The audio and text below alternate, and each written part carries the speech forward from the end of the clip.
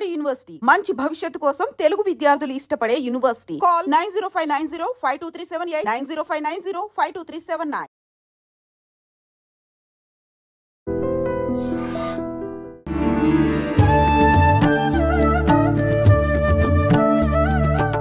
నమస్కారం, welcome to I dream. ధర్మ మార్గం విత్ విజిత కార్యక్రమానికి స్వాగతం. ప్రస్తుతం మనతో పాటు ఉన్నారు సమన్వయ సరస్వతి వాగ్దేవి పుత్రులు బ్రహ్మశ్రీ సామవేదం షణ్ముఖ శర్మ గురువుగారు. ఇప్పుడు గురుగారితో మాట్లాడి మరిన్ని విషయాలు తెలుసుకుందాం. మనకున్న సందేహాలన్నింటినీ కూడా నివృత్తి చేసుకునే ప్రయత్నం చేద్దాం. నమస్కారం గురుగారు. నమస్కారం అమ్మా. గురుగారు, శ్రీరామనవమి మనం ఇంతకు ముందు మాట్లాడుకున్న వీడియోలో కూడా ఉగాది నుంచి శ్రీరామనవమికి సంబంధించిన వసంత నవరాత్రులు కానివ్వండి, ఆ ఉత్సవాలన్నీ ప్రారంభమవుతాయని చెప్పి, అసలు శ్రీరామనవమి అనగానే మనం ఆ రోజున జరుపుకునేవి రాముడి పుట్టినరోజుగా జరుపుకుంటాము. ఆ రోజు వివాహం చాలా అట్టహాసంగా జరుపుకుంటాము. ఇంకొకటి పట్టాభిషేకము.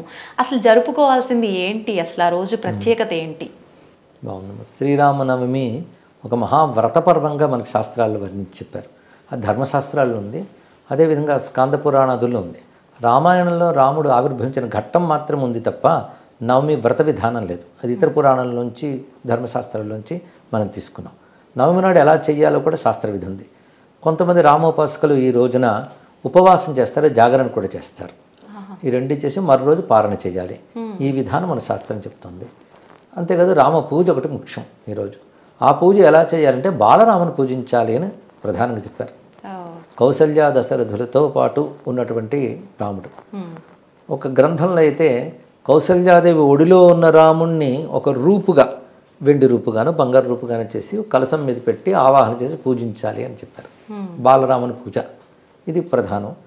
అయితే మన తెలుగునాట చేస్తున్న ఎక్కువ విధానం ఏంటంటే కళ్యాణం కూడా చేస్తారు. కానీ శ్రీరామ నవమికి కానీ సీతారామ కళ్యాణానికి సంబంధం లేదు. వారి కళ్యాణం జరిగింది పాల్గొన పూర్ణిమ నాడని కొన్ని శాస్త్రాలు చెప్తున్నాయి. వాల్మీకి రామాయణంలో ఉత్తర ఫల్గుని నక్షత్రం నాడు జరిగిందని మాత్రం చెప్పారు. ఆ లెక్క కొట్ట కొందరు చెప్పారు. కొందరు ఆ ఉత్తర ఫల్గుని నక్షత్రం కూడా వైశాఖ మాసంలో పెళ్ళి అయింది అన్నారు. రెండు రకాల అభిప్రాయాలు ఉన్నాయి. కానీ నవమి నాడు మాత్రం పెళ్లి కాలేదు. కానీ మన ప్రాంతాలన్నింటిలో కూడా కళ్యాణం చాలా ప్రధానంగా చేస్తారు కనుక ఇది ఒక సంస్కృతిలో భాగంగా మనం చేస్తే తప్పు లేదు. అది ముఖ్యంగా మన వైపే ఎక్కువ కనబడుతుంది. కొంత కర్ణాటకలో కనబడుతుంది, తమిళనాడులో ఏమో కనబడవచ్చు. తెలుగు వారికి సీతారామ కళ్యాణం, శ్రీరామనవమి రెండు ఏకకాలంలో గుర్తుకొస్తాయి. అయితే ఈ కళ్యాణం వెనకాల కథ ఏంటంటే, మనకు భద్రాచల క్షేత్రం చాలా పవిత్ర క్షేత్రం ఉన్నది. అక్కడ ఉత్సవాలు చేస్తారు, రాముడికి బ్రహ్మోత్సవాలు. అది ఈ రోజుతో ముగింపుకు వస్తాయి. ఎప్పుడైనా ఉత్సవం యజ్ఞం ముగింపుకు వచ్చినప్పుడు శాంతి కళ్యాణం చేస్తారు. అలా అక్కడ కళ్యాణం చేస్తారు. దాని ప్రభావం మన సంస్కృతి మీద ఉండి ఇది అంతా చేస్తున్నారు. మీరు ఇందాక చెప్పినట్టు వడపప్పు, పానకం, ఇది రామనవమి యొక్క ప్రత్యేకత. అంటే అక్కడ వాతావరణానికి తగ్గట్టుగా చల్లదనం కోసం చేస్తారు. ఒకటి ఇందులో విశేషం ఏంటంటే సీతారాములను ఒకటిగా చూడాలనే భావం అందులో ఉన్న గొప్పతనం. అంటే రాముడు అవతరించినప్పటికీ కూడా సీతమ్మ ప్రాధాన్యం కూడా రామావతారంలో ఉన్నది. సీత శక్తి ఆవిడ. అందుకు సీతమ్మతో రాముని ఉపాసించడమే చాలా విశేషమైన ఉపాసన. అందుకు రామనవమి నాడు పూజించేవారు కూడా సీతారాములుగా కూడా భావన చేయవచ్చు. రాముడు పుట్టినరోజు అయినప్పటికీ మనకు మాత్రం సీతా సమేతంగానే రాముడిని ఆరాధన చేస్తాం. ముఖ్యంగా తెలుగునాట పందిళ్లలో మనకు కనబడే మూర్తి కూడా మధ్యలో రాముడు ఉంటాడు, కుడివైపు లక్ష్మణస్వామి, ఎడంవైపు సీతమ్మ, అలాగే లక్ష్మణస్వామి చెంతన రాముడికి నమస్కరిస్తాం హనుమంతుడు. ఈ మూర్తి సాధారణంగా మనం అందరం పూజిస్తాం. ఆ మూర్తి చాలా విశేషమైనది. దక్షిణే లక్ష్మణో యస్య వామే చ జనకాత్మజ పురతో మారుతిరి యస్య తం వందే రఘునందనం అనే మాట ఆ ధ్యాన శ్లోకంలో మనకు కనబడుతుంది. ఆ మూర్తిని ఈరోజు అందరూ పూజ చేస్తారు. ఇది మనం చూస్తే ఒకవైపు శక్తి ఉంది, ఎడంవైపు స్వామి కుడివైపు భక్తి ఉంది. లక్ష్మణస్వామి భక్తుడే, హనుమంతుడు భక్తుడే, రెండు రకాల భక్తులు వాళ్ళు.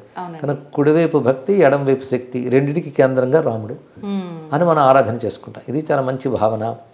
ఆ స్వామిని మనం ఏ రూపంతోనైనా రామమూర్తిని రోజు ఆరాధించిన శ్రేష్టం. ఇది వ్రతదినం కనుక. ముఖ్యంగా కొన్ని గ్రంథాల్లో ఏం చెప్పారంటే అయోధ్యలో రామచంద్రమూర్తిని ఈ రోజున ఆ జన్మభూమి ప్రాంతంలో దర్శించడం చాలా శ్రేష్టమని చెప్పారు. అందుకే ఇవాళ అంటే రామనవమి నాడు అయోధ్యలో చాలా విశేషమైన ఉత్సవం జరుగుతుంది. మీరు పరిశీలించితే మనం అయోధ్య వెళ్ళలేకపోయినా, సరయుని వెళ్ళలేకపోయినా మనస్సులో రెండింటిని స్మరించుకుని రామచంద్రమూర్తిని ఆరాధన చేయాలి. ఉపవాసాదులు చేయగలిగేవారు దాన్ని చేస్తారు. చేయలేని వారు రాముని పూజించి ఆయనకు నివేదించిన పదార్థాలు స్వీకరించి రామచింతన ఉండాలి. ఎప్పుడైనా ఒక దేవతకు సంబంధించినటువంటి పండుగ వచ్చింది అంటే ఎలా ఉండాలి అంటే తద్దేవతామయంగా ఉండాలంతే. కనుక రామనవమి నాడు రామమయంగా ఉండాలి. రామమయం ఎప్పుడవుతాం? రాముని పూజించడం, రామనామం జపించడం, రామాయణం వినడం, చదవడం, మననం చేయడం, దాని గురించే చర్చించుకోవడం, అలా ఈ రోజంతా గడిపితే అదే పెద్ద వ్రతపాలన. కనుక రామనవమిని రామమయంగా చేసుకుందాం. గురుగారు, అంటే నేను ఇది తప్పు చెప్తున్నానో కరెక్ట్ చెప్తున్నానో తెలియదు కానీ రామో విగ్రహవాన్ ధర్మ అని అంటుంటారు. ఏంటండి అది, ఎలా అర్థం చేసుకోవాలి? ధర్మం నిలబెట్టడానికే వచ్చిన నారాయణుడే రామచంద్రమూర్తి, అందులో సందేహం లేదు. అయితే ఆయన భగవంతుడు ఎప్పుడు పరిపూర్ణంగా ఉంటాడు. అవునండి. పరిపూర్ణుడైన భగవంతుడు ఏ రూపం ధరించినా పరిపూర్ణంగా వస్తాడు. కానీ మానవులందరూ పరిపూర్ణంగా ఉండలేరు. ఉందామని ప్రయత్నించితే ఒకడు సగం, ఇంకోడు 30, ఇంకోటి 25. పరిపూర్ణ మానవుడు అనేవాడు ఉండడు. కానీ పరిపూర్ణుడైన భగవంతుడు మానవుడిగా వస్తే పరిపూర్ణ మానవుడిగా ఉండగలడు. ఎందుకంటే నేను ఎప్పుడు పరిపూర్ణుడేగా, మానవుడిగా వచ్చిన పరిపూర్ణుడే. అందుకే ఒక మాట చెప్తూ ఉంటాను ప్రవచనాల్లో కూడా, రాముడంత పరిపూర్ణంగా ఉన్నాడే, అది ఎవరికైనా సాధ్యమవుతుందా? ఒక మనిషి పరిపూర్ణంగా ఉండగలడా? పరిపూర్ణంగా ఉండాలంటే దేవుడే దిగి రావాలంటారు. ఆ దిగి వచ్చిన దేవుడే రాముడు. అందుకే పరిపూర్ణమైనటువంటి మానవ ధర్మములన్నీ చేసి చూపించాడు ఆయన. ధర్మం చెప్పే గ్రంథాలు చాలా ఉన్నాయి, ధర్మం చెప్పేవాళ్ళు కూడా చాలా ఉన్నారు. విశ్వనాథ సత్యనారాయణ గారు మాట అంటారు, మనుజులు ఈ రీతి నడువవలయునని చెప్పు మనుజులు లక్షలు కోట్లు, నడిచి నడిపించువాడు లేడు, మహితము సృష్టి చిరనాటి నుండి ఒక్క శ్రీరాఘవుడు తక్క అన్నారు. అంటే సృష్టి ఏర్పడిన దగ్గర నుంచి కూడా ఇలా ఉండాలి అలా ఉండాలని చెప్పేవాళ్ళు లక్షల మంది, కోట్ల మంది ఉన్నారు. కానీ అలా ఉండి అందరినీ నడిపించే వాళ్ళు ఎంతమంది ఉన్నారు? ఒక్క రామమూర్తి అటువంటి వాడు అని. అందుకే రాముడు ఏది చేసిన ధర్మమే అని, చెప్పింది ధర్మం, చేసింది ధర్మం, ధర్మమే చేస్తాడు ఆయన. అదే రామ అయనం, రాముడు నడిచే త్రోవ అంటే ధర్మమే, రామాయణం అంటేనే ధర్మం. అందుకే ధర్మం ఒక రూపం ధరిస్తే రాముడు. రామో విగ్రహవాన్ ధర్మ, ఈ వాక్యం అనేది మారీచుడు రావణుడితో బుద్ధి చెప్తూ, నేను రాముడిని చూశానయ్యా, రాముడు చిన్నప్పుడే నేను సుబాహుడితో కలిసి వెళ్ళి అక్కడ విశ్వామిత్ర యజ్ఞం భంగం చేద్దాం అనుకున్నాను, ఆయన కొట్టిన దెబ్బ గట్టిగా కొట్టాడు, అది ఇప్పటికీ మర్చిపోలేను, అలా కొట్టాడు. చిత్రం ఏంటంటే సుబాహుడిని తగలబెట్టాడు, నన్ను ఎగరగొట్టాడు, నన్ను చంపలేదు. అంటే ఆయన ఏదో ప్రణాళిక ఉంది ఆయన దగ్గర, కానీ ఆ దెబ్బ తట్టుకోలేకపోయాను. తర్వాత ఆయన వనవాసానికి వచ్చాడు. వనవాసంకి వచ్చినప్పుడు కూడా నేను ఆయన చూద్దామని వెళ్ళాను. అయితే అప్పుడు లేడి వేషం ధరించి వెళ్ళాడు ఆయన. అప్పుడు రాముడు బాణంతో దెబ్బ కొడతాడు, చచ్చేటట్టు కొట్టాడు, చావు దెబ్బ కొడతాడు. ఆ 2 దెబ్బలు అయిన తర్వాత నాకు అంతా రాముడే కనబడుతున్నాడు ఇప్పుడు. అప్పటి నుంచి నేను అన్ని హింస అన్ని మానేసి ఇక్కడ తాపస వృత్తులు ఉండిపోయాను. రాముడు అంటే నాకు తెలుసు, రామో విగ్రహవాన్ ధర్మ అనే మాట మారీచుడు ఆ సందర్భంలో చెప్తాడు. చాలా విశేషమైన శబ్దం ఇది. అందులోనే మొత్తం రామాయణ రహస్యమంతా ఉంది. ధర్మం ఒక ఆకారం ధరిస్తే అదే రాముడు అని దీని యొక్క భావం. గురుగారు, మీరు చెప్పారు అంటే మానవ రూపంలో వచ్చిన దేవుడు మనందరికీ ఒక మార్గదర్శకంగా ఉండడానికి, మార్గంలో నడిపించడానికి.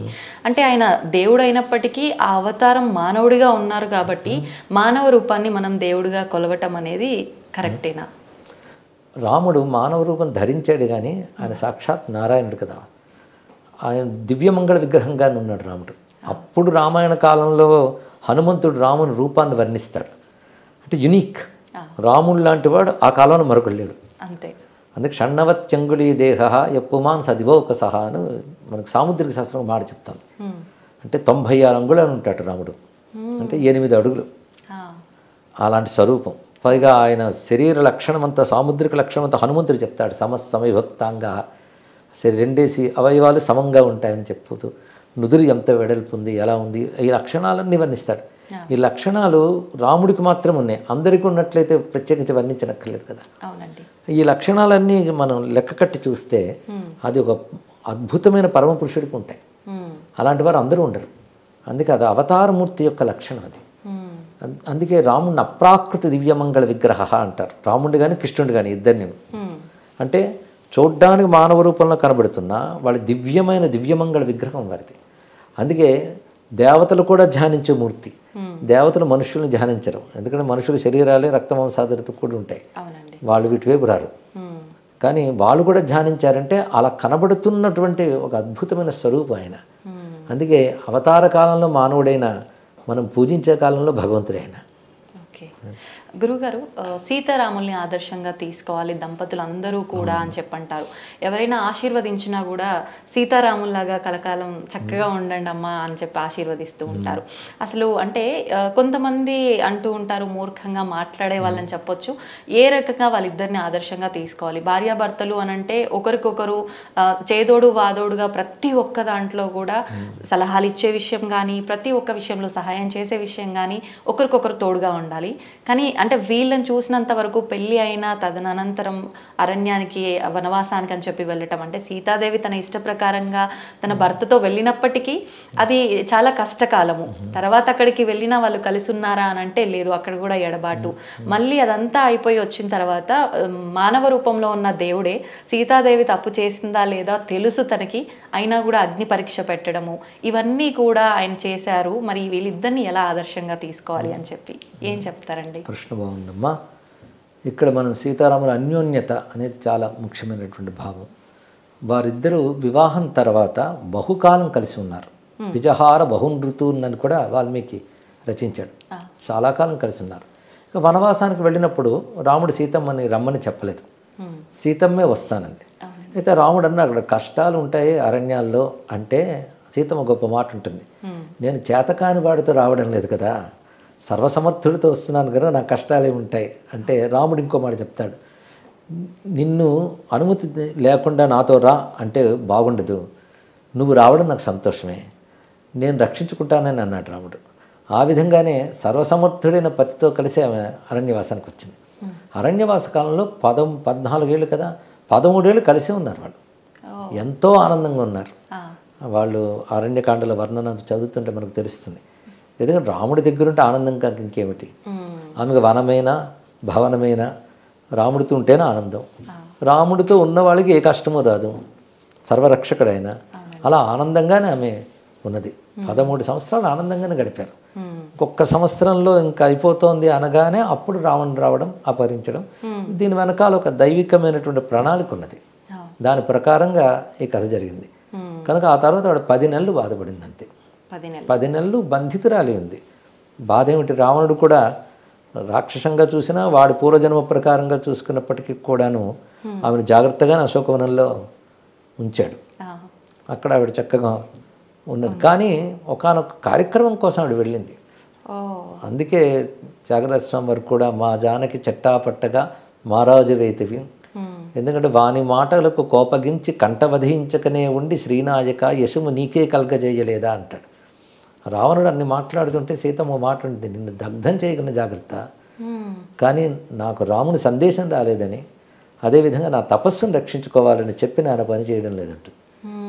సీతమ్మ ధైర్యంగా మాట్లాడుతుంది, రావణుడే భయపడతాడు. ఎందుకంటే ధర్మం ధైర్యాన్ని ఇస్తుంది.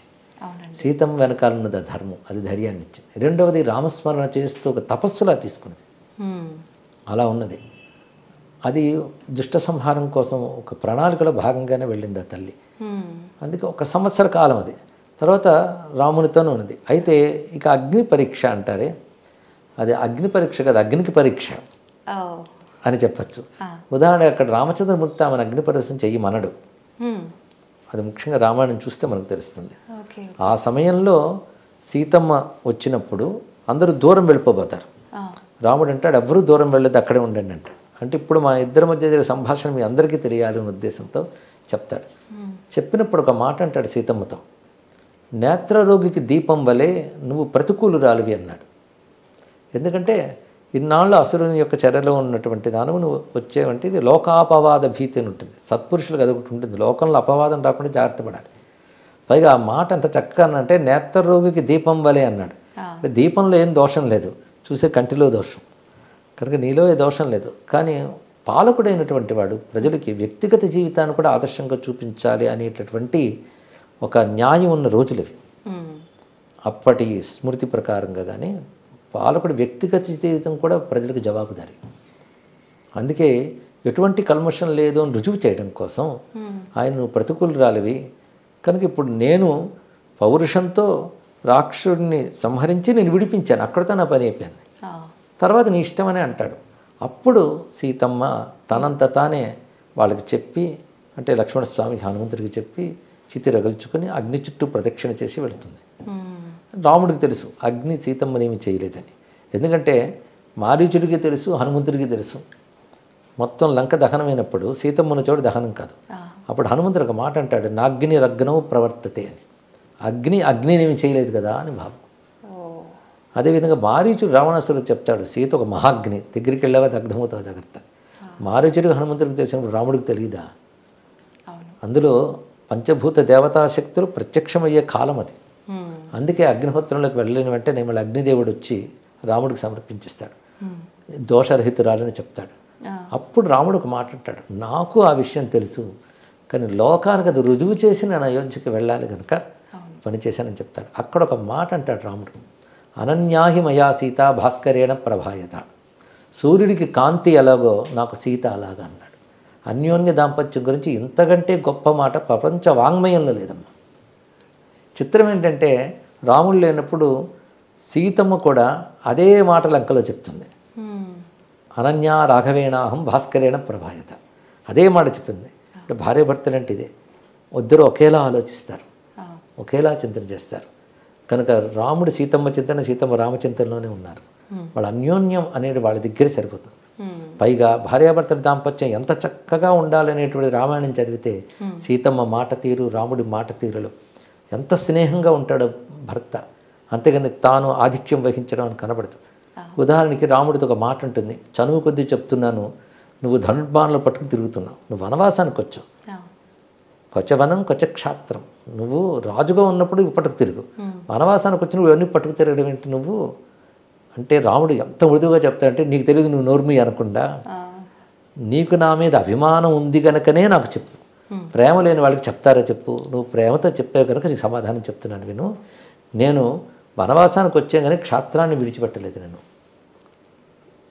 ఇతరులకు ఆపద కలగకుండా చూసుకోవడం క్షాత్రం నా బాధ్యత, అది అందుకే దీన్ని పట్టుకున్నాను అని చక్కగా సమాధానం చెప్తాడు. అలా భార్యాభర్త ఎలా మాట్లాడుకోవాలో కూడా కనబడుతుంది. ఎక్కడ కూడా కటువుగా రాముడు ఒక్క మాట అంట. తర్వాత అయోధ్యకు వచ్చాక చాలా కాలం వాళ్ళు కలిసే ఉన్నారు. తర్వాత లోకాపవాదం ఏర్పడింది, తరాలు మారి లోకాపవాదం ఒకటి ఏర్పడుతుంది. అది ఒక వ్యక్తి చెప్పింది కాదు, లోకంలో అందరూ అనుకుంటున్నారని మంత్రులు వచ్చి రాముడితో సమావేశంలో తెలియజేస్తారు. అప్పుడు ఉన్న ధర్మ ప్రకారంగా ఏంటంటే, ఒక అపనింద కానీ ఉంటే దాన్ని దూరం పెట్టాలి కొంతకాలం, మళ్ళీ సత్యం రుజువు అయ్యే వరకు. అదొక నియమం, దానికి కట్టుబడ్డాడు. కానీ నువ్వు వెళ్ళిపో, అడవిలో వదిలే ఇలా అనకలేదు ఆయన. ఎందుకంటే ఈ సమావేశం ముందు రాత్రి వేళ సీతమ్మతో మాట అంటాడు, గర్భవతి నువ్వు, నీకు ఏది ఇష్టమో అది చేస్తాను చెప్పు అంటాడు. నాకు మన వనవాస కాలంలో మునుల ఆశ్రమాలన్నీ తిరిగినవి చాలా గుర్తున్నాయి, చాలా ఆనందంగా ఉంటాయి. నాకు వాల్మీకి మహర్షి వాళ్ళ ఆశ్రమాలు చూశాను, ఆ ఆశ్రమాలకు వెళ్ళాలనుంది అని చెప్తుందమ్మా. అది అయిన వెంటనే ఈ సమావేశం ఏర్పడుతుంది. ఆ మరుసటి రోజు ఉదయం లక్ష్మణస్వామిని పిలిచి, ఆమె ఇలా వాల్మీకి ఆశ్రమం అవి వెళ్ళాలని అనుకున్నది కాబట్టి నువ్వు వనం దగ్గర విడిచిపెట్టిరా అంటాడు. విడిచిపెట్టిరా అన్న మాట, విడిచిపెట్టిరా అన్నాడు అంటే ఆమెకు చెప్పలేదు ఈ మాట, ఇతని ద్వారానే చేయించాడు. కానీ అందులో ఒక అనుమాన వాక్యం కానీ ధిక్కార వాక్యం కానీ రెండూ లేవు. దాని ప్రకారం లక్ష్మణస్వామి వాల్మీకి ఆశ్రమంలో విడిచిపెడతాడు. కానీ ఈ విధంగా అపవాదుకు భీతి చెందే ఇలా చేశాడన్న విషయాన్ని కూడా లక్ష్మణుడు తెలియజేస్తాడు. సీతమ్మకి ఈ ధర్మం తెలుసు, రాజధర్మం. ఎందుకంటే రెండు ధర్మాలు ఘర్షించినప్పుడు ఏ ధర్మం నిలుపుకోవాలి, భర్తృధర్మం రాజధర్మం. రాజధర్మం ప్రకారంగా ప్రజాభిప్రాయాన్ని విలువనివ్వాలి, మళ్ళీ దోషరహితాన్ని రుజువయ్యే వరకు దానికి తగ్గట్టుగా దూరం పెట్టాలి, అది ముందు, అది రాజధర్మం. భార్యను విడిచిపెడితే భర్తృధర్మం దెబ్బతింటుంది. రెండు ధర్మాలు ఘర్షించినప్పుడు దాన్ని ఎలా సంయమనం చేయాలో రాముడికి మాత్రమే తెలుసు. అందుకే ఇంత చక్కగా చేశాడు. ఆ సమయంలో రాముడు దుఃఖంతోనే ఉన్నాడు. తర్వాత యజ్ఞాలు చేశాడు ఎన్నో, ప్రతి యజ్ఞంలో స్వర్ణ సీతని పెట్టుకున్నాడే తప్ప సీత త్యాగం చేయలేదుగా. సీతమ్మ పట్ల భార్యాభావం ఉంది, ఆమెకి భర్తృభావం ఉంది. అందుకని వాళ్ళిద్దరు వేరు కాలేదనే చెప్పాలి, భౌతికంగా వేరైనా. వాళ్ళిద్దరి యొక్క అనుబంధం అలాంటిది. కనుక ఒకనొక కష్టకాలం వచ్చినప్పటికీ కూడా వారు విడిపోకుండా స్థైర్యంగా నిలబడి అనుబంధాన్ని కాపాడుకున్నారు. కనుకనే వారిని అన్యోన్య దాంపత్యం అంటారు. ఒక చిన్న ప్రతికూలం వస్తే చాలు విడిపోయే తొందరపాటుతనం బాగా కనబడుతుంది. కానీ కాలంలో ఒక ప్రతికూలత వచ్చినప్పటికీ అనుబంధాన్ని కాపాడుకోవాలి. అంతేగాని సీతమ్మని రాముడు విడిచిపెట్టలేదు, సీతమ్మ భార్యాభావం అలాగే కాపాడుకున్నాడు.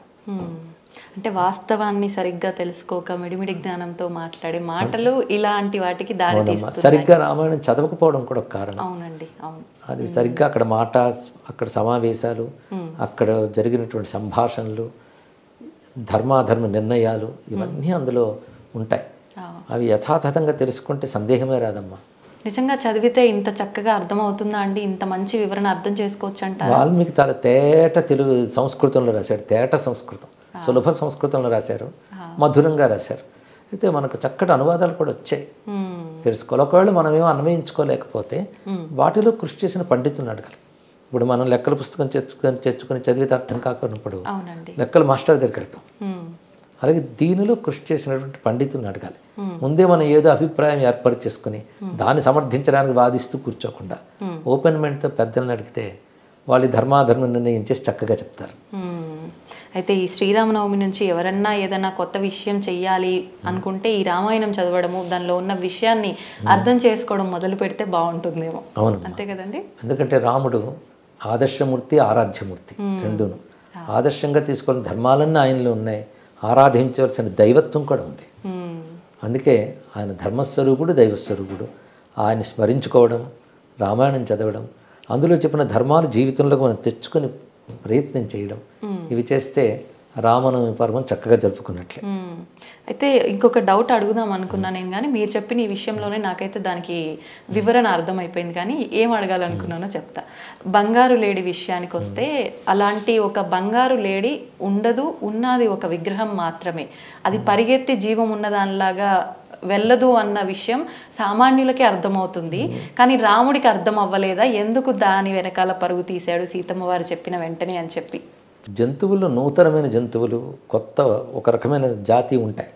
అది దండకారణ్యం, పెద్ద అరణ్యం. అది అలాంటి చోటు నూతనమైనటువంటి ఒక లేడీ వచ్చిందంటే ఒక ఆకర్షణ కలగడం సహజం.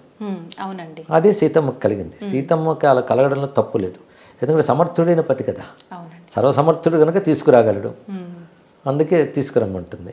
పైగా ఇప్పుడు త్వరలో మనం వెళ్ళిపోబోతున్నాం, లేడీనైనా తీసుకెళ్ళచ్చు, దాని చర్మాన్ని తీసుకెళ్ళినా అందరూ ఆశ్చర్యపోయి చూస్తారు, కాబట్టి తీసుకురా అంటుంది. అప్పుడు లక్ష్మణుడు చెప్తాడు ఏమని, నాకు ఇది మాయలేడు అనిపిస్తున్నది, స్పష్టంగా చెప్తాడు. మారీచుడు అంటే వేషాలు వేసి తిరుగుతుంటాడు అని నాకు తెలుసుకున్నాను, వాడే అయ్యుంటాడు అంటే రాముడు గొప్ప మాట అంటాడు. నిజంగా లేడీ అయితే నేను తీసుకొస్తాను, ఒకవేళ రాక్షసమై అయితే దాన్ని ఛేదిస్తాను, అది ఛేదించాలి. కానీ రెండుతో ఏదైనా నేను చేయాలి కనుక నేను వెళతాను, జాగ్రత్తగా కూర్చో అన్నాడు. కనుక రాముడు ఏమీ పొరపాటు పడలేదు, స్పష్టంగా రాక్షసమై అయితే ఛేదిస్తాను, లేడైతే తీసుకొస్తాను అనుకునే బయలుదేరి వెళ్ళాడు. సీతమ్మ ఆకర్షణ పడ్డంలో తప్పేం లేదు, అడిగినది అంతే. అయితే అక్కడ ఘటన వెనకాల కారణం చాలా ఉన్నాయనుకోండి. అయితే లక్ష్మణస్వామిని కాపలా పట్టి వెళ్ళాడు, వదిలి వెళ్ళిపోలేదు కదా. తర్వాత ఆయన కాపలాను కూడా ఆవిడ అక్కడ ఉండనివ్వకుండా మాట్లాడింది. ఆ తర్వాత కథ అంతా మరోవైపు దారితీసింది. కానీ ఆ సమయంలో సీతమ్మది కానీ రాముడిది కానీ ఇద్దరిది తప్పేం లేదు. ఓకే. అయితే రావణుని విషయానికి వస్తే ఎవరి ధర్మం వాళ్ళు నిర్వర్తించాలి అంటారు. రావణుడు రాక్షసుడు అన్న విషయం తెలిసిందే. మరి రాక్షస ధర్మం అనేది తను పాటించాడేమో, తనని మనం దుర్మార్గుడుగా చూడటం కరెక్టేనా? ధర్మం అనేది రాక్షసులకు ఒకటి, దేవతలకు ఒకటి, మానవులకు ఒకటి ఉండదమ్మా. ధర్మం ధర్మమే. ధర్మంలో పరస్త్రీని చెరబెట్టడం అనేది ఎవరికైనా అధర్మమే, అది ఎవడు చేసినా తప్పే. ఎందుకంటే రాక్షసులు అనగానే వాళ్ళు అధర్మాలు చేస్తూ తిరుగుతున్న జాతి అనడానికి లేదు. రాక్షస జాతి చాలా గొప్పది. మరి బలిచక్రవర్తి చాలా గొప్పవాడే, ప్రహ్లాదుడు చాలా గొప్పవాడే. కనుక రాక్షసులు కూడా ధర్మాన్ని పాటించాలి. పరస్త్రీని అపహరించడం ఏ ధర్మంలోనైనా తప్పే, అది రాక్షసులకైనా దేవతలకైనా. ధర్మం మాత్రం ఒకటే, దేవధర్మం రాక్షస ధర్మం ఉండదు. అందుకే రాక్షసుల్లోనే గొప్పవారైనటువంటి వాళ్ళు రావణుడితో చెప్తారు, ఇన్ని చదివిన వాడివి పరస్త్రీని అపహరించడం తప్పని తెలీదా, తప్పు కదా అని రాక్షసులే చెప్తారు. అందులో విభీషణుడు రాక్షసుడేగా. అలాగే మాల్యవంతుడు తాతగారు అవుతారు ఈయనకి, అమ్మ తరపు నుంచి. అలాంటి వాళ్ళే చెప్పారు నువ్వు చేసిన తప్పు అని చెప్పారు ఇక్కడ. కనుక రాక్షస ధర్మం కూడా కాదు, అది పూర్తిగా అధర్మం. అది తెలియక కొంతమంది రాక్షస ధర్మం ఆయన చేసాడు అంటుంటారు, తెలియక. ధర్మం అంటే స్వభావం ఒకటి అర్థం ఉంది, ధర్మం అంటే సత్కర్మ శాస్త్రము రెండు ఉన్నాయి. కనుక రాక్షస స్వభావం అని చెప్పి సమర్థించడానికి లేదమ్మా, అది రాక్షస స్వభావం కూడా కాదు అది. పైగా వాడు నాగరికుడే, తపస్వే. హనుమంతుడు కూడా చెప్తాడు, ఇంత తపస్సు చేసి ఇంద్రియాలను గ్రహించావు, ఒక్క చిన్న విషయం నీకు తెలియదా, ఇంతకాలం నువ్వు చేసిందంతా మొత్తం పోయింది కదా, నువ్వు తపస్సు లాంటివి చేసిన ధర్మముల ఫలితం సుఖం అనుభవించడం, అది అయిపోయింది. నువ్వు చేసిన అధర్మాల ఫలితం ప్రారంభమైంది ఇప్పుడు అని చెప్తాడు. ఇప్పుడు రావణుడు మంచి శివభక్తుడు అంటారు. మీరు చెప్పినట్టుగా ఎన్నో జ్ఞానాలు సంపాదించుకున్న ఆయన ఉపాసన వల్ల. రాబోయే బ్రహ్మ అని కూడా అంటారు. అంటే హనుమంతుడు రావణుడు మాత్రమే ఎన్నో వేదాలని చదివిన వాళ్ళలో గొప్ప వ్యక్తులు అని చెప్పంటూ ఉంటారు. మరి అన్ని చదివినప్పుడు మామూలుగా మనం దేవత ఆరాధన ఉపాసన చేస్తేనే మనకి ఎంతో కొంత అందులో నీతి అర్థమవుతుంది, మంచిగా ఉండాలి అనే ఒక విషయం అర్థమవుతుంది. అన్నీ తెలుసుకున్న అతనికి ఒక ఆడ మనిషిని అంటే సీతాదేవిని అలా అపహరించడం తప్పు అనే ఒక చిన్న విషయాన్ని ఎలా మర్చిపోయాడంటారు? దాన్ని వినాశకాలే విపరీత బుద్ధి అంటారు ఎన్ని తెలిసిన. పైగా రావణుడు శివభక్తుడు అని ఒక వ్యాప్తి లోకల్లో ఉంది, కానీ నిజంగా పెద్ద గొప్ప శివభక్తుడు కాదు. ఎందుకంటే ఆయన తపస్సు చేసినప్పుడు వచ్చింది బ్రహ్మదేవుడు. అలాగని బ్రహ్మదేవుడిని ఉద్దేశించి ఆయన తపస్సు చేయలేదు. ఒక నియమము, ఒక తపస్సు చేస్తే లోక సృష్టికర్త అయినటువంటి వాడు చేసిన దానికి ఫలితం ఇవ్వాలి. అందుకు బ్రహ్మదేవుడు వచ్చాడు. ఎందుకంటే ఆయన ఏ దేవుడు భక్తుడు కాదు, తన కోరికకు భక్తుడు ఆయన. అందుకే కోరికలు కోరుకున్నాడు. తర్వాత వచ్చిన ప్రతాపంతో వరబలంతో గర్వించి అందరి మీద దండయాత్రలు చేశాడు. ఆ చేస్తూ చేస్తూ కుబేరుడు వద్దకు వచ్చి అలకాపూర్ని ఆక్రమించుకున్నాడు. అయితే అప్పుడు కుబేరుడు విశ్రవసో బ్రహ్మ వద్ద, అంటే రావణుడికి కూడా ఆయన తండ్రి, కుబేరుడికి ఆయన తండ్రి, వెళ్ళి ఇలా వాడు దండయాత్రకు వస్తున్నాడంటే ప్రస్తుతం కాలం వాడికి అనుకూలం ఉంది కనుక నువ్వు ఖాళీ చేసి వచ్చే అంటాడు. అప్పుడు అలకాపూర్ని ఆక్రమించుకుని కుబేరుడి పుష్పక విమానాన్ని తీసుకుంటాడు. ఆ పుష్పక విమానం ఎక్కడికైనా వెళుతుంది, ఏ లోకానికైనా. కానీ కైలాసం దగ్గరికి వచ్చేటప్పటికల్లా రాలేకపోయింది. అప్పుడు అక్కడున్న నంది నవ్వి, నీ విమానం ఇక్కడికి రాలేదు, సాధ్యం కాదు సుమా అంటే, అప్పుడు గర్వించి కిందకి దిగి, నేను కైలాసం దగ్గర రాకూడదంటే కైలాసాన్ని నా దగ్గర తీసుకెళ్తానని పెకలించుతాడు. ప్రయత్నించాడు. వాడి తపోబలం ఉంది, శరీర బలం ఉంది కానీ పెకలించి ప్రయత్నం చేస్తాడు. అప్పుడు శివుడు బొటన వేలుతో ఒక నొక్కగానే చేతులు చిదిగిపోయి ఏడుస్తాడు. అప్పుడు పరమేశ్వరుడు వచ్చి రావము చేసి ఏడ్చేవాడు కనుక నీ పేరు ఎక్కడి నుంచి రావణుడు అని చెప్తాడు. ఆ తర్వాత నుంచి అతడు శివభక్తుడు అయ్యాడు. భక్తుడు అయ్యాడు అంటే శివ పూజలో చాలా మహిమ ఉందని చెప్పి శివారాధన చేసుకుంటూ వచ్చాడు. అయితే మిగిలిన పురాణాలు ఇవన్నీ కొంచెం దాన్ని ఎక్కువ చేసి ఆయన రుద్రవీణ మీటాడని ఇవన్నీ చెప్తారు, కానీ అది రామాయణంలో ఉన్న రావణ కథలు లేదు అది.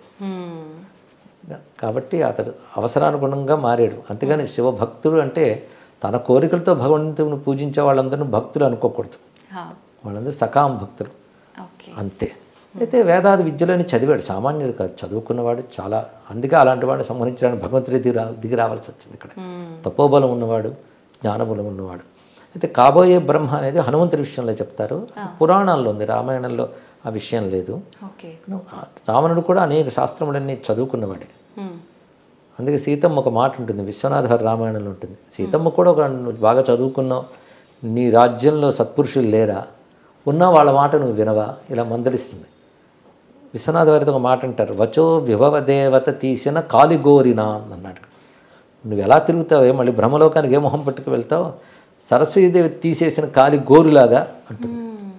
తీసేసిన కాలుగోరు అంటే అది అమంగళం.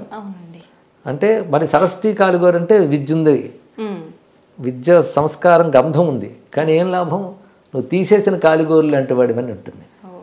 అంటే ఎంత విద్య ఉన్నా అన్నీ ఉన్నప్పటికి కూడా ధర్మం అనేది లేకపోతే దెబ్బతింటారు. అయితే అంత విద్య ఉన్నా ధర్మస్పృహ ఎందుకు లేదంటే అహంకారం. విద్యావంతులందరూ ధార్మికంగా ప్రవర్తిస్తారని చెప్పలేం, ధార్మికులందరికీ విద్య ఉంటుందని చెప్పలేం. కొందరు విద్య లేకపోయినా ధర్మ సంస్కారాలు ఉంటాయి. కొందరు ఏం చేస్తారంటే వాళ్ళ పాండిత్యాన్ని అంతటిని వాళ్ళ అధర్మాన్ని సమర్థించడం కోసం వాడతారు. అందుకే విద్య ఉండడం వల్ల ధర్మం ఉంటుందని చెప్పలేం. అయితే విద్య ఉంటే ధర్మస్పృహ రావాలి, అది వస్తే చాలా మంచిది. దాన్ని వినియోగించుకోవడం తక్కువ. పైగా వాడు అసుర లక్షణం, అహంకార లక్షణం, ఆ పని చేయనివ్వలేదు. గురుగారు, ఆఖరణ ఒక చిన్న విషయం, అంటే ఆదర్శ దంపతులుగా ఎందుకు తీసుకోవాలన్నది మీరు చెప్పిన వివరణ అయితే నిజంగా చాలా బాగుంది. ఇప్పటి జనరేషన్ వాళ్ళకి నిజంగా అంత ఆదర్శంగా ఉండలేరేమో, కొంతలో కొంత ఉండాలంటే ఒక చిన్న మెసేజ్ ఏమిస్తారు? ఎప్పుడైనా మానవ సంబంధాలు నిలబడేవి సహనం, సర్దుబాటు, ఈ రెండింటి వల్ల నిలబడతాయమ్మా. అలాగే మన పూర్వతరాలన్నీ అలాగే నిలబెట్టుకుంటూ కుటుంబ వ్యవస్థని ఇక్కడ దాకా తీసుకొచ్చి భార్యాభర్తలు ఎప్పుడు కలిసి ఉండాలి, అదొక్కటే. ఎందుకంటే విడిపోవడానికి కారణాలు వీళ్ళు వెతుకుతారు, కలిసి ఉండడానికి కారణాలు వెతికితే అవి కనబడతాయి. మన శరీరంలో ఏదో ఒక అనారోగ్యం వచ్చిందనుకోండి, శరీరం విడిచిపెట్టాలనుకోం కదా, దాన్ని సవరించుకోవాలనుకుంటాం, లేకపోతే దాంతోపాటు బతికేస్తాం. ఎందుకంటే శరీరానికి ప్రాణానికి ఎంత అనుబంధం ఉంటుందో భార్యాభర్తలు కూడా అంతే అనుబంధం ఉండాలి. పరస్పరం ఇద్దరు స్నేహితులు కనుక సహనము, సర్దుబాటు. ఒకరు హద్దు తప్పితే ఇంకొకరు కాస్త సహనం వహించి వాళ్ళని సవరించే ప్రయత్నం చేయాలి, సర్దుబాటు చేసుకునే ప్రయత్నం చేయాలి. వీటితోనే ఏ రిలేషనే నిలబడుతుంది. ఎందుకంటే విడిపోతూ వెళ్తూ ఉంటే ఎవరితో సర్దుకోగలరు? కాబట్టి అది నిలుపుకోవాలి. ఎందుకంటే కుటుంబం కోసం నిలుపుకోవాలి. మొట్టమొదట వివాహమైన తొలి దశల్లో వాళ్ళిద్దరూ ఒక అన్యోన్యానికి, సామరస్యానికి రావడం కొంత సమయం పడుతుందమ్మ. ఉదాహరణకు సర్జరీ చేశారనుకోండి, కొత్తగా లోపల ఆర్గన్ పెడితే అది బాడీకి సూట్ అవ్వడానికి కొంత టైం పడుతుంది. అవునండి. దేనికైనా అంతే. కొంచెం ఎమోషన్స్ అంటారు, భావోద్వేగాలు కలగచ్చు. ఇంటలెక్ట్, ఎమోషన్స్, ఒకవైపు బుద్ధి, ఆలోచన, ఇంకోటి భావోద్వేగాలు, ఇంటి మధ్య ఒక సామరస్యం రావడం కష్టం, కొంచెం కాలం పడుతుంది. అందుకు పెద్దలు ఈ సమయంలో బాధ్యత వహించాలి. అందుకే అటు ఇటు పెద్దలు పెళ్ళికి పూనుకోవడానికి అదే కాలం. వీళ్ళు ఏవైనా ఆవేశాలు వస్తే సర్దుబాటు చేస్తారు. భర్త మీద అలిగి ఇప్పుడు పుట్టింటికి వస్తే నీవు అత్తింట్లే ముఖ్యం అక్కడే అని చెప్పేవాడు పూర్వం. ఎందుకు ఇవన్నీ అంటే రిలేషన్ నిలపడం కోసం చేసిన ప్రయత్నాలు. ఇప్పుడు ఆ రిలేషన్ నిలపాలనే ప్రయత్నం పెద్దవాళ్ళలోనూ కొరబడుతుంది. వీళ్ళు తొందరపాటే, వాళ్ళు తొందరపాటు. ఏదైనా ఇబ్బంది వచ్చిందంటే అక్కడికన్నా ఇక్కడే ప్రశాంతంగా ఉంటావు, వదిలేసి వచ్చేయనేటట్టుగానే ఉన్నాయి పెద్దవాళ్ళ మాటలు కూడా. అవునమ్మా. సుఖంగా బ్రతకడం కంటే ధర్మంగా బ్రతకడం గొప్పది. అది నేర్పాలి. కాస్త సహించేన కష్టాన్ని ఓర్చుకునైనా ధర్మాన్ని కాపాడుకుంటే ధర్మం ఎప్పుడైనా మనల్ని కాపాడుతుంది. అలా ధర్మం బేస్డ్గా రిలేషన్స్ ఉండాలి. అంతేగాని మనం మనస్సు చెప్పినట్టు అనుబంధాలు ఉండకూడదు, ధర్మం చెప్పినట్టు అనుబంధాలు ఉండాలి. భావోద్వేగాలు అనుబంధాలు నిర్ణయించకూడదు, ధర్మం నిర్ణయించాలి. అలా ధర్మబంధమైన అనుబంధాల గురించి చెప్పే కనుకనే రామాయణం లాంటి గ్రంథాలు మనకు నిలబడిపోయాయి. ఈ విధానం అంతా కరెక్ట్గా ఉండాలి, ఇలాంటివి జరగకుండా అంటే పిల్లల్ని పెంచేటప్పటి నుంచే మనం ఇలాంటివన్నీ కూడా అలవర్చాలంటారా గురుగారు? అవునమ్మా. మైండ్ సెట్ ఎలా చేసామనేది చాలా ముఖ్యం. నిన్న మొన్నటి తరాల వరకు కూడాను బాహ్యంగా ఏం చదువుకున్నా ఈ ధర్మం పిల్లలకు అందేటట్టు ఇంటి ద్వారా అందించేవారు. ఇప్పుడు పిల్లల జీవితం విద్యార్థి దశ నుంచే ఇంట్లో తక్కువైపోయింది, ఇంటితో అనుబంధం తగ్గిపోయింది. అవునండి. పెద్దవాళ్ళకు కూడా తెలియని కాలమే వచ్చేసింది. కానీ తెలుసుకోవాలి. అందుకు ఇదిగో ప్రవచనాల ద్వారా, సద్గ్రంథాల ద్వారా అందించే ప్రయత్నం చేయాలమ్మా. చిన్నప్పటి నుంచి ఇలా నేర్పుతూ ఉంటే ధర్మం యొక్క ప్రాధాన్యత తెలుస్తుంది, వాళ్ళే కాపాడుకోగలరు తర్వాత. గురుగారు, కాలం విషయానికి వస్తే ఇందాక మీరు స్టార్టింగ్లో చెప్పినప్పుడు కాలం గురించి, కాలం ఎప్పుడూ మంచిదే, ప్రతిరోజు కూడా మంచిదే, ఏది అంటే చెడ్డది కాదు, ఏది మనకు అపాయం చేయదు అని చెప్పి. కాలము అంటే ఒక సమయం కింద తీసుకున్నాం అనుకోండి, ఆ సమయాన్ని ఎవరు ఎలా ఉపయోగించుకుంటున్నారో దాన్ని బట్టే వెళ్తుంది. కానీ ఒక్కొక్కరు అంటే ఏం ఆలోచిస్తారంటే మన కర్మని బట్టే మనం ఉపయోగించుకునే సమయమైనా ఏదైనా ఉంటుంది, ఇవన్నీ మాటలు అంటుంటారు. ఏం చెప్తారంటే ఇటువంటి వాళ్ళు? మన కర్మని బట్టి అంటే ఒకప్పుడు మనం చేసుకున్న కర్మేగా, అది కూడా మనం చేసిందే కదా, తానంతా తాను రాదు కనుక ఒకప్పుడు మనం చేసుకున్న దాని ప్రకారం ఉన్నప్పుడు అదేంటో మనకు తెలియదు కనుక ఇప్పుడు మనం చేయాల్సింది జాగ్రత్త పడాలి. ఎందుకంటే కాలం యొక్క ప్రభావం మన మీద ఎంత ఉంటుందో మన యొక్క ప్రభావం కాలం మీద ఉంటుంది. ధర్మాధర్మాలు లోకల్లో ఉంటే దానికి తగ్గట్టుగా కాలం అనుకూల ప్రతికూలాలు ఉంటుంది. ధర్మాధర్మాలు మన నుండే వస్తాయి కదా. అది కాలం చెడు చేసిందనే కంటే మనం చేసిన కర్మ కాల రూపంలో ఫలితాన్ని ఇస్తుంది. అందుకే సత్కర్మ చేస్తుండాలి. ఇదివరకు ఏదో దుష్కర్మల వల్ల ఇప్పుడు కాలం ప్రతికూలంగా ఉన్నప్పటికీ ఇదివరకటిది మనం ఇప్పుడు వెళ్ళి సవరించుకోలేం. కానీ ఇప్పుడు సత్కర్మాచరణ చేస్తూ ఏమైనా ప్రతికూలత వచ్చినా ఒకప్పుడు చేసుకున్న చెడ్డ పని యొక్క ఫలితం ఇదేని కొంచెం సహనం వహిస్తూ ఉంటే, అందుకే ఇందాక చెప్పినట్టే సహనం వహించాలి, సవరించుకోవాలి. ఈ రెండిటితో మనం కాలం అనుకూలం చేసుకోవచ్చమ్మా. గురుగారు, తల్లిని మించిన దైవమే లేదు అంటుంటారు. అంటే భగవంతుడే గొప్ప, సృష్టికి మూలమే భగవంతుడు అంటాం. మరి భగవంతుడి కన్నా కూడా తల్లి గొప్ప అని ఎలా అర్థం చేసుకోవచ్చు అంటారు? అంటే భగవంతుడు సర్వవ్యాపుని పరమాత్మైనా ప్రత్యక్షం కాదు కదా. భగవంతుడు ఎలాగైతే మనకు కారణమై మనల్ని పోషిస్తూ రక్షిస్తూ ఉంటాడో అలా మన పుట్టుక కారణమై మనల్ని పోషించి రక్షించి కాపాడడం అనే ఒక దైవత్వం తల్లిలో కనబడుతుంది. తండ్రిలోనూ అలాంటి దైవత్వం కనబడుతుంది. అందుకే ఒక దైవీ గుణం లక్షణం అక్కడ ఉంది కనుక వాళ్ళని ఆరాధిస్తే దేవతలను ఆరాధించినట్లే. అది మాతాచ పార్వతీదేవి పితాదేవో మహేశ్వర అంటారు. అంటే పార్వతీదేవి తల్లి, శివుడే తండ్రి అని. అందులోనే తల్లే పార్వతి, తండ్రి శివుడిని భావం కూడా తీసుకోవాలి ఇక్కడ. అలాగ వాళ్ళని మనం గౌరవించి వాళ్ళని బాధ పెట్టకుండా చూసుకోవాలని, దానివల్ల కుటుంబ సంబంధం బలంగా ఉంటుంది. కనుక ఏ పిల్లవాడైతే తల్లిదండ్రులను గౌరవిస్తాడో ఆ పిల్లవాడు తాను కూడా తండ్రో తల్లో అవుతాడు. అప్పుడు వాడు ఆదర్శంగా నిలబడతాడు. కనుక ఇది పరంపరను కాపాడుతుంది. గురుగారు శివుడు అన్నారు కాబట్టి నాకు ఒకటి అడగాలనిపించింది. ఇది నా పర్సనల్ క్వశ్చన్ అనమాట. నాకు శివుడు అంటే అది భక్తి అని చెప్పలేని ఒక రకమైన పిచ్చి. ప్రతి పని చేసినా ఏ పని చేసినా కూడా శివుడు శివుడు నా శివయ్య నా శివయ్య అని ఒక ఇంట్లో పర్సన్ లెక్క నేను ఫీల్ అవుతా. వేరే ఏదైనా టెంపుల్కి వెళ్ళాలన్నా అమ్మో నా శివునికి కోపం వస్తుందేమో, నా శివుడి గుడికి తప్ప నేను ఎక్కడికి వెళ్ళను, ఎవరైనా తిరుపతికి వెళ్దాము అని అన్నా కూడా నేను తిరుపతికి రాను, శివుడు కూడా ఏదైనా ఉంటే చెప్పు, ఇలా ఒక రకంగా అయిపోయింది. అంటే నాలా చాలా మంది ఉన్నారేమో, ఒక దేవుణ్ణి ఇష్టపడి నా ఇష్టదైవం ఈయన అనుకున్నప్పుడు ఇంకో దేవుణ్ణి ఆరాధించటము వెళ్ళటము అనే ఆలోచన అసలు ఎందుకు రాదు? అంటే ఎలా తీసుకోవచ్చు అంటారు దీన్ని? ఇవి రెండు వైపులు ఉంటుంటాయమ్మా. కొందరు విష్ణు భక్తులు అనుకుని శివాలయానికి మేము రాము అనుకుంటారు. ఇది కొంచెం మనస్తత్వం వల్ల కూడా అనిపిస్తుంది. అలా అనిపించిన ప్రేమకు సంకేతమే. అందులో ఇతర దేవతను తక్కువ చూసామని అర్థం కాదు, మన దేవతని ఎక్కువగా చూసామని అర్థం. వెళ్ళినా తప్పు లేదు. ఎందుకంటే సర్వదేవతలు ఒకే భగవంతుని యొక్క స్వరూపాలు అనేది మన శాస్త్రం చెప్తోంది. మన శివుడి మీద ఇష్టం ఉన్నప్పుడు శివుడే ఈ దేవతల రూపంలో ఉన్నాడని వెళ్ళి నమస్కరించవచ్చు. నాకు ఈ సమయంలో లీలాసుకుడు కృష్ణకర్ణామృతంలో ఒక మాట అంటాడు, నేను కనిపించిన ప్రతి దేవుడికి దండం పెడతాను. ఏమడుగుతానంటే నా కృష్ణుడిపై నా భక్తి మరింత పెరిగేలాగా ఆశీర్వదించమని అడుగుతాను. నందస్య పుణ్య నిశ్చయే మా భక్తి రస్తు అంటాడు. బాగుంది కదా. అలాగే మనం కూడా ఈ దేవతలందరిని అంగీకరిస్తాం సనాతన ధర్మంలో. కనుక మన ఇష్టదైవం మీద భక్తి పెరిగేలాగా వీళ్ళు అనుగ్రహించవచ్చు. దేవతలకు ఏమైనా కోపం వస్తుందా అండి? అలాంటివి ఏవీ లేవమ్మా, మనం ఏర్పరచుకున్న భావాలే. ఎందుకు సర్వదేవ నమస్కార కేశవం ప్రతి గచ్చతి అని మాట ఉంది. అదేవిధంగా సర్వదేవ నమస్కార శంకరం ప్రతి గచ్చతి అని కూడా అంటారు. ఎవరికి నమస్కరించినా వెళ్ళేది ఒక్కరికి, ఒకే పరమాత్మకి. అంటే ఎక్కువ తక్కువలు ఏవీ లేవు.